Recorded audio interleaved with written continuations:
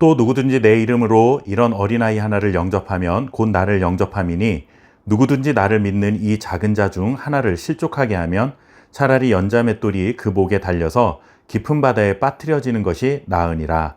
아멘. 길을 걷다 보면 미처 눈으로 보지 못한 작은 돌뿌리에 걸려 넘어지는 경우가 있습니다.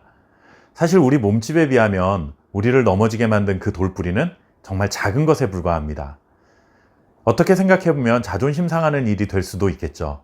나보다 훨씬 큰 바위에 걸려 넘어졌다면 그래, 내 몸집보다 훨씬 큰 장애물이라서 어쩔 수 없었지 하는 마음으로 위안을 삼겠지만 내 손바닥만한 별것 아닌 것 때문에 넘어졌다는 생각을 하면 창피한 생각이 들 수도 있는 것이죠.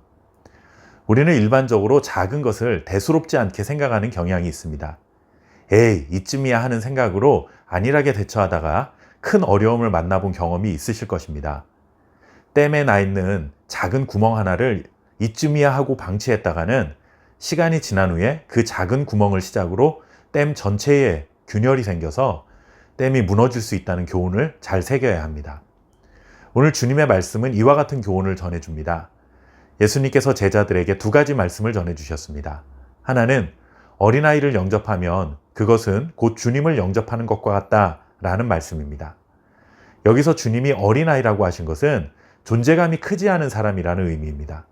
다음 절인 6절에서는 작은 자라고 표현하셨죠. 이렇게 영향력이 크지 않은 사람, 즉 존재감이 미미한 사람들은 아무래도 다른 사람들의 관심 밖에 있는 경우가 많습니다. 하지만 주님께서는 이런 작은 자를 이쯤이야 하는 태도로 대해서는 안 된다는 말씀을 전해주셨습니다. 내 생각에 별로 중요치 않은 사람이라고 해서 별다른 관심을 갖지 않다가 그 사람의 마음을 상하게 한다면 주님께서는 그 사람에게 화가 있을 것이다 라고 경고하셨습니다. 마태복음에서 화가 있다는 표현은 하나님으로부터 최종적인 심판을 받아 더 이상 구원의 기회를 갖지 못하는 경우를 두고 말하는 것입니다. 그렇게 될 바에는 차라리 내 목에 연자맷돌을 메고 깊은 바다에 빠지는 것이 더 낫다라고 하셨습니다. 맷돌을 목에 메고 깊은 바다에 빠지면 살아나올 가능성이 없습니다.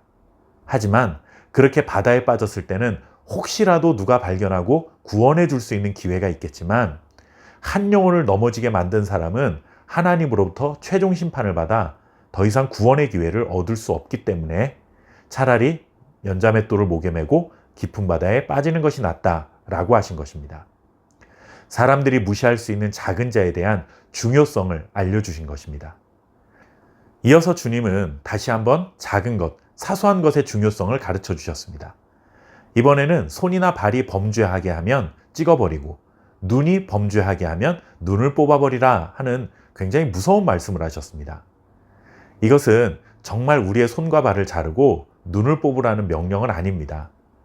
우리가 대수롭지 않게 여기는 작은 죄가 큰 걸림돌이 될 수 있으니 아무리 작은 죄라 할지라도 손과 발을 자르고 눈을 뽑는 것과 같은 단호한 의지와 결단을 하고 죄를 멀리해야 한다는 말씀이죠. 예를 들면 오늘날 우리들에게 가장 소중한 필수품을 꼽으라고 한다면 무엇을 꼽을까요? 아마 많은 사람들이 스마트폰을 꼽을 것입니다.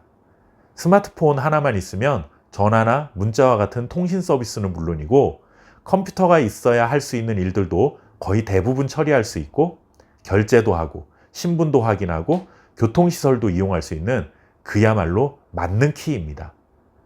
스마트폰 없으면 어떻게 살아야 하나 싶을 정도로 현대인들의 필수품이 되었습니다. 그런데 만약에 스마트폰 때문에 우리의 영적인 생활에 큰 방해가 된다면 스마트폰 사용하는 것을 절제할 줄도 알아야 한다는 것이죠.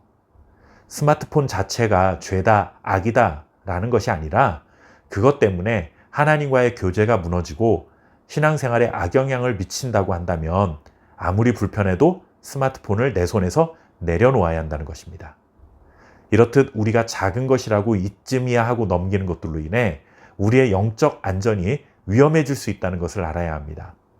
우리는 크고 많은 것, 눈에 잘 띄는 것을 소중하게 여기는 경향이 있습니다.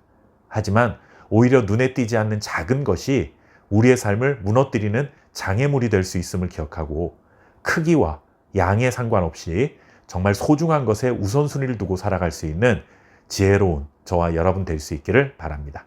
감사합니다.